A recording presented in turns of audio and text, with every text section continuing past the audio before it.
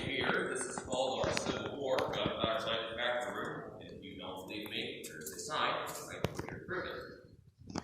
It is called this because during the American Civil War, the Union forces were inside this cave and were scraping off saltpeter on the walls to create a crude source of black gunpowder to be used against the Confederates. Now the Confederates heard about this and did not like it that the Union forces were in their cave making gunpowder, so they called for a distress signal out to a group called the Quantrill Raiders to help drive them out. Reason we like to mention this group is because two people among them were Jesse and Frank James. This is believed the first time that they became associated with the cave, but we later on learned that they have been here since then. And this swinging object in the middle, this is called a pendulum. It is a replica of Foucault's free swinging pendulum. Sole purpose is to measure the Earth's rotation. How it does so is that it will swing back and forth, like it is here for 12 hours. Then after 12 hours has passed, it'll then start to go the opposite, side to side, for another 12 hours, until it stands completely still in the middle after 24 hours in total. And our pendulum here is a bit unique for a couple of different reasons. One, out of all the ones built in the world, ours is the only one that's been built underground. Ours was also built by a group of high school students in the 1950s as a science fair project. Cool. And because ours was made by a group of high school students, it has a few flaws. One of those flaws is the original hitching up in the top over here, and you might see it up there. The original hitching was made out of cast iron, and because of the cave's moisture and humidity, the iron started to rust. It eventually fell off. The pendulum came down with it.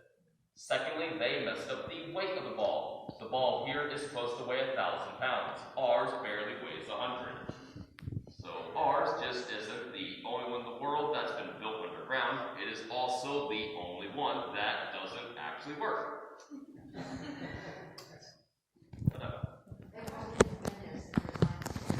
Good character.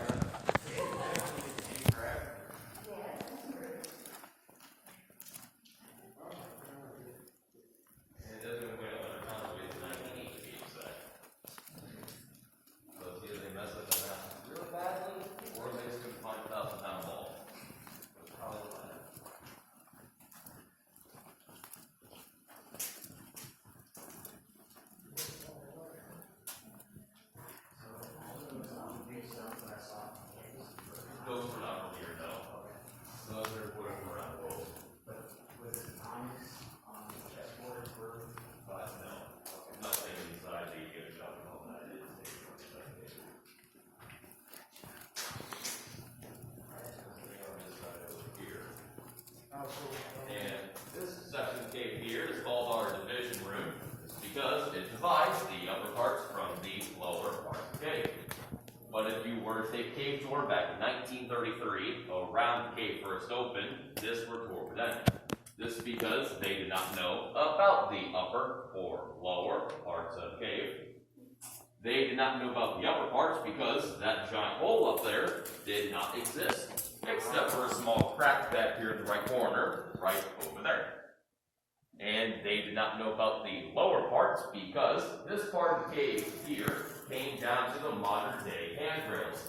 And there was also a pretty big stagnant pool of water that came up all the way here.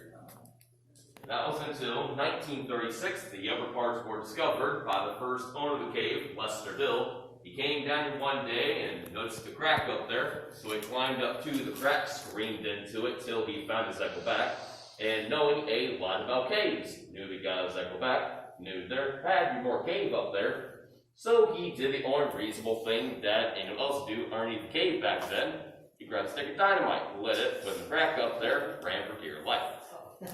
After that stick of dynamite came the giant hole up there. He then discovered the upper levels and extended the tours up to there. That was 1936 when that happened.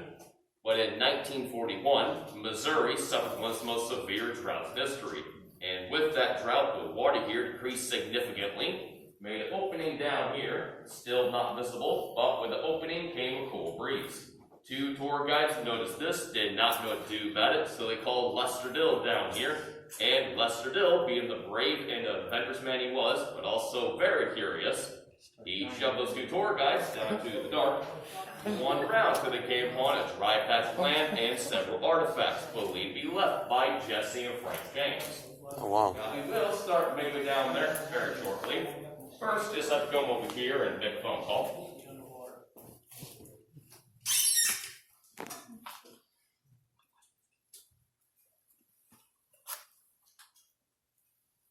Going down.